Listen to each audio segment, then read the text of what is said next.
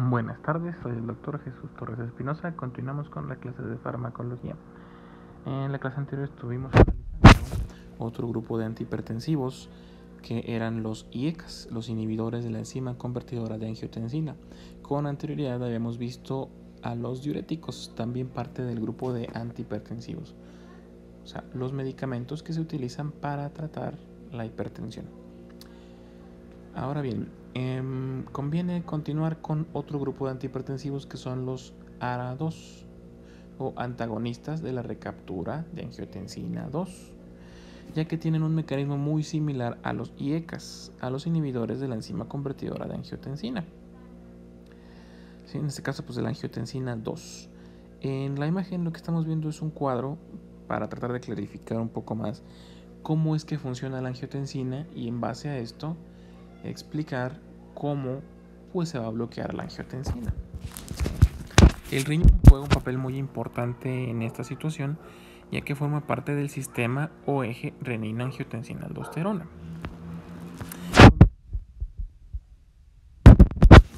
Sobre el sistema circulatorio en general, entonces, por ejemplo, hemos visto que el efecto sostenido de la angiotensina durante largo tiempo, cuando se ha perdido la regulación adecuada, nos va a generar una serie de alteraciones tanto metabólicas como circulatorias, entre ellos hipertensión, entre ellos nos va a generar resistencia a la insulina, nos va a generar hipercolesterolemias, factores de problemas de hipercoagulabilidad, todo es la receta para el desastre, para provocarnos un infarto o una insuficiencia cardíaca post-infarto.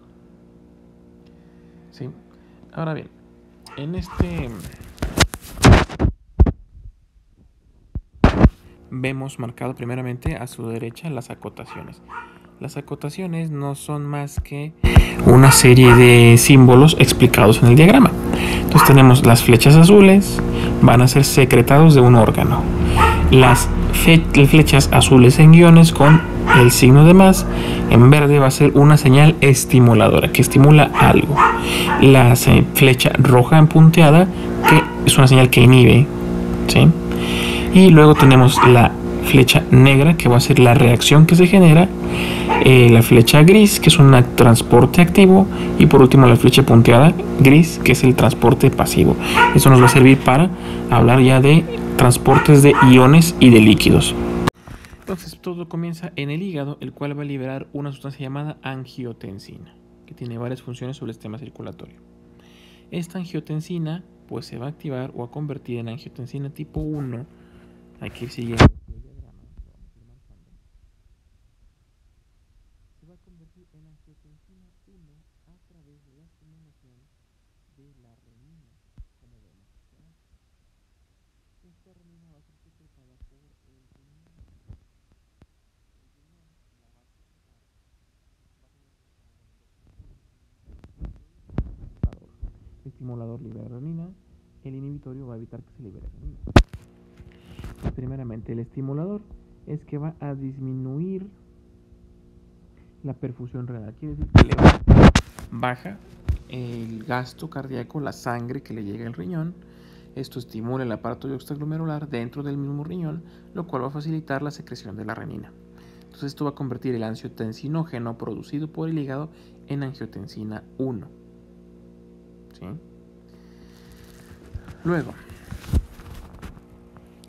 Luego, los pulmones y el riñón nos van a generar otra sustancia, que es o la enzima convertidora de angiotensina, o la ACE o la ECA.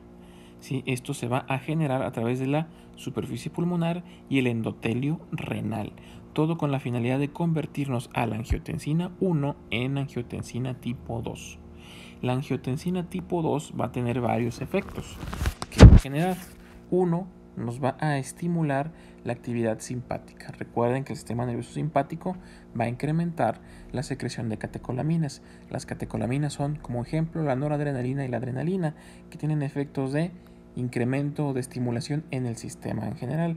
Si vemos el sistema circulatorio, pues va a incrementar la presión, va a incrementar la resistencia de los vasos de resistencia de las arteriolas, va a incrementar la frecuencia cardíaca, va a incrementar la fuerza de contracción. Todo esto pues, en una situación normal pues facilitaría la subida de presión para mantener estable. Pero en un paciente que ya es hipertenso, toda estimulación lo único que va a provocar es más presión, que a su vez va a generar más daño. Luego, la angiotensina 2 va a favorecer en el segundo apartado la reabsorción tubular de cloruro de sodio, potasio y excreción de potasio y retención de agua, ¿sí? Entonces retiene el sodio, o sea, como lo vemos en esta imagen, aquí está, ¿sí? Va a retener primero el sodio y el cloro, o sea, el cloruro de sodio, la sal, por así decirlo, que la sal pues nos sirve para saber a dónde se va a ir el agua. Entonces, primero, reabsorción tubular. O sea, quiere decir que cuando ya vamos excretando agua y cloruro de sodio, reabsorbe parte del cloruro de sodio. También va a facilitar la excreción del potasio, vamos a sacar potasio, y la retención de agua, ¿sí? Luego, esta angiotensina 2, como forma parte del eje renina-angiotensina-aldosterona, otro efecto que nos va a generar es, a través de la estimulación a las glándulas, a la corteza de las glándulas suprarrenales, es la secreción de aldosterona. Esta aldosterona va a provocar todavía más retención de cloruro de sodio, excreción de potasio y retención de agua, ¿sí? Hay otros sitios donde va a actuar la angiotensina 2, otro va a ser a nivel arteriolar, en los vasos de resistencia, en las arterias más chiquitas. ¿Cómo lo va a lograr? Va a provocar una vasoconstricción que va a incrementar la frecuencia, va a incrementar primero la presión arterial, segundo va a incrementar la postcarga, que es la fuerza contra la que tiene que contraer o que luchar el corazón para sacar la sangre que tiene, y siguiente, esto va a incrementar la precarga, ¿sí? ¿Cómo? Porque como la sangre está viajando con mayor presión, pues viaja más rápido, quiere decir que regresa más sangre a la aurícula derecha para ser oxigenada de forma más rápida. Entonces esto es la precarga, que también se va a incrementar por esto. Luego, también va a estimularnos a la glándula pituitaria, provocando que se genere la secreción de ADH, lo cual va a evitar que expulsemos o que eliminemos agua. La ADH es la hormona diurética. Ahora, todo esto nos lleva a la situación de la retención de agua y sodio, lo cual va a incrementar el volumen circulante. El agua se queda, el agua no se queda en cualquier parte, el agua se va a quedar en el sistema circulatorio, incrementando el volumen sanguíneo, y se incrementa la cantidad de plasma que circula en el organismo, ¿sí?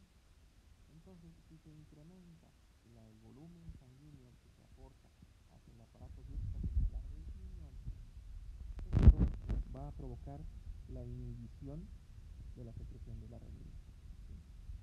No va a haber conversión del angiotensinógeno, no vamos a tener, si bloqueamos a la renina, no va a haber conversión del angiotensinógeno en angiotensina 1, entonces no va a haber nada donde actúe la enzima convertida en angiotensina 2, y todos estos eventos no se llevan a cabo. Entonces, entendido esto, los IECAS, ¿sí? Tenemos dos fármacos, los que vimos ayer, que eran los IECAS, inhibidores de la enzima convertidora de angiotensina, van a bloquearnos aquí a la ECA, lo cual pues nos bloquea la formación de angiotensina 2, ¿sí? Ahora tenemos un segundo grupo, que son los ARA. Los ARA es otro acrónimo que significa antagonista de los receptores de angiotensina 2, ARA 2. Estos no van a tener nada que ver con la ECA, van a dejar que la ECA haga su acción y convierta la angiotensina 1 en angiotensina 2. El asunto es que van a bloquear los sitios, los receptores donde tiene acción la angiotensina 2, entonces la angiotensina 2 no va a tener ningún efecto, porque no puede llegar a su receptor blanco. Recuerden, cuando hablamos de los receptores, son como cerraduras que requieren una llave en específico para poderse abrir y dar su efecto. En este caso, pues como la angiotensina no llega a estos receptores porque la puerta ya está ocupada, no se generan los efectos que se generan en los efectos lesivos. Entonces se controla la presión arterial, puede bajar la presión arterial y evitamos el daño posterior al sistema circulatorio. Ahora, los antagonistas de los receptores de angiotensina 2 también se les pueden llamar bloqueadores del receptor de angiotensina. ¿Qué es lo que hacen? Pues nos van a regular este sistema. Si se los pregunto en un examen, ¿qué hacen los ARA? Pues regulan o modulan el sistema de renina, angiotensina, aldosterona, bloqueando la acción de la angiotensina 2. ¿Sí? Cuando los utilizamos, su principal indicación es en la terapia de la hipertensión arterial. Es la función, para eso se utilizan, para tratamiento de la hipertensión arterial. Sé que suena muy reiterativo, pero hay que dejarlo muy en claro. También se puede utilizar en la nefropatía diabética, ¿sí? Para tratar de limitar el daño del riñón que se debe a la diabetes mellitus, ¿sí? Y también se pueden utilizar en la insuficiencia cardíaca congestiva para disminuir la precarga y la poscarga y permitir que el corazón funcione de una forma más eficiente. Ahora, aquí tenemos otro cuadrito, ¿sí?, que nos explican algunas dos vías. Una, la vía del angiotensinógeno, que está producido por el hígado, y la vía de las bradicininas, ¿sí? En este caso ya habíamos explicado la parte de la izquierda, donde la renina convierte el angiotensinógeno en angiotensina y la angiotensina 2 se convierte en angiotensina 2 por la ECA, ¿sí? Entonces va a generar en sus receptores una vasodilatación. Va a afectar a dos tipos de receptores AT2 y AT1. Nuestros medicamentos en forma, el ARA2, lo que va a hacer es afectar los receptores AT1 o de angiotensina, receptores 1 de angiotensina. Esto va a generar el efecto directo de vasodilatación, porque pues estamos bloqueando el efecto vasoconstrictor, pues va a provocar vasodilatación. Va a disminuir la liberación de catecolaminas porque ya no se va a estimular el sistema nervioso simpático, y va a disminuirse la liberación de aldosterona porque ya no se va a estimular la corteza suprarrenal, lo cual se va a traducir en una disminución de la presión arterial. Por otro lado, las bradiquininas, otra vía que medio la analizamos en el video anterior, se pueden convertir en prostaglandinas, y estas prostaglandinas son tanto vasodilatadoras como natriuréticas. Natriuréticas quiere decir que son capaces de permitir la excreción del sodio, ¿sí? Entonces, resulta que la ECA convierte estas bradiquininas en productos de degradación que no tienen ninguna función, no sirven, ¿sí? Entonces, por ejemplo, los ARA2 actúan aquí abajo, ¿sí?, a nivel de los receptores de la angiotensina 2, mientras que a nivel de la ECA tenemos los IECAS, y si los IECAS bloquean aquí a la ECA, van a dejar que las bradiquininas hagan su trabajo y a la vez van a evitar que la angiotensina 1 se convierta en angiotensina 2 y nos generen otros efectos. Entonces, los IECAS son tan eficaces como los ARA2 en cuestiones de mantener la presión arterial baja. Ahora, la importancia de que se bloquee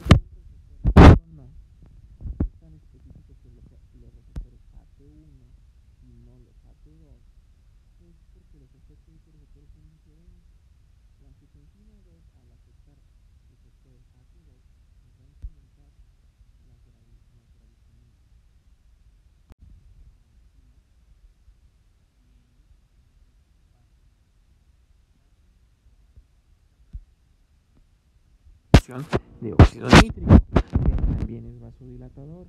Entonces, si dejamos que la angiotensina afecte los receptores AT2, vamos a provocar también una disminución de la presión sanguínea, porque las bradicininas van a provocar vasodilatación en ácido. En cambio, cuando estamos bloqueados por la segunda, se estimula por la presión, va a generar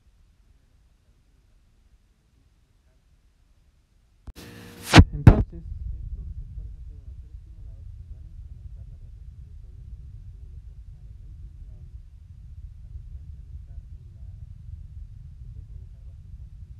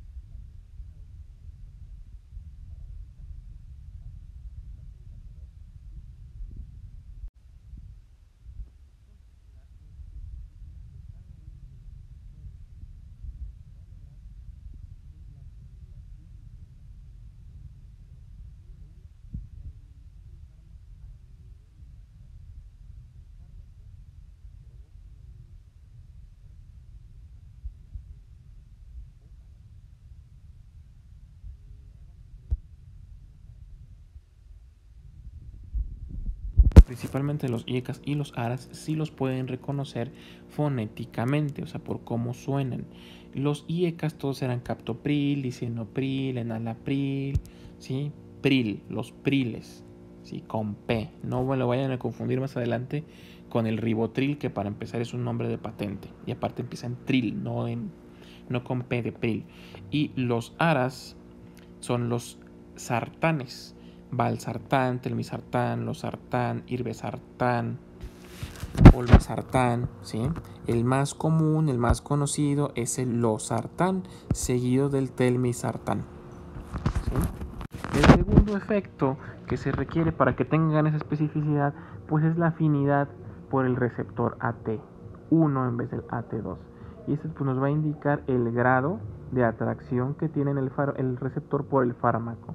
La afinidad va a variar según el fármaco que estemos utilizando. Entonces, por ejemplo, el losartán es el de menor afinidad, pero es el más usado y más conocido, mientras el valsartán es el que tiene mayor afinidad por el AT1. Entonces nos va a bloquear con una mayor facilidad a los receptores AT1, generando los efectos positivos, ¿sí? Y permitiendo que la estimulación de los AT2 pues nos genere también vasodilatación y disminución de la presión arterial. Y por último, el tercer punto, ¿sí? Es el tiempo en el que es eficaz, la vida media de cada uno de estos fármacos. Si se fijan, dijimos con anterioridad que el losartán era el menos afín y el valsartán era el que se pegaba con más facilidad a los receptores. Pero resulta que tienen una vida media muy similar, de 6 horas. En cambio, el telmisartán se puede dar en una monodosis, ya que tiene una vida media de hasta 24 horas y tiene una afinidad media, más alta que el losartán, pero sigue siendo mucho más baja que el valsartán, ¿sí? Interacciones. ¿Con qué medicamentos pueden interactuar los ARAS? Primero, estos van a potenciar la hiperpotasemia porque van a limitar la excreción de potasio. Entonces puede haber un incremento brusco en la concentración de potasio sérico. Entonces no los vamos a utilizar con suplementos de potasio, como las sales de potasio que toman los viejitos para los calambres, diuréticos ahorradores de potasio, que eran los del grupo de menor potencia diurética. Entonces hay que tener cuidado con qué diurético lo mezclamos, con la heparina, ¿sí? La heparina es anticoagulante, con la penicilina sódica, que puede provocar incrementos del calcio, del potasio, y en pacientes que están altas de digoxina, que es un digitálico. Lo vamos a ver más adelante cuando veamos medicamentos para la insuficiencia cardíaca. Contraindicaciones. ¿En quién no vamos a utilizar estos medicamentos? Pacientes que tengan estenosis de la arteria renal, o sea, que no vaya a funcionar la dilatación de la arteria, ¿sí? ¿Por qué? Porque esa estenosis va a estar provocando constantemente incrementos de la presión arterial. Estenosis aórtica y mitral. Nos referimos no a la aorta, sino a la válvula aórtica en el corazón. En pacientes con cardiomiopatía hipertrófica obstructiva, ¿sí? Porque su efecto vasodilatador puede provocar porque se puede provocar un efecto vasodilatador exagerado.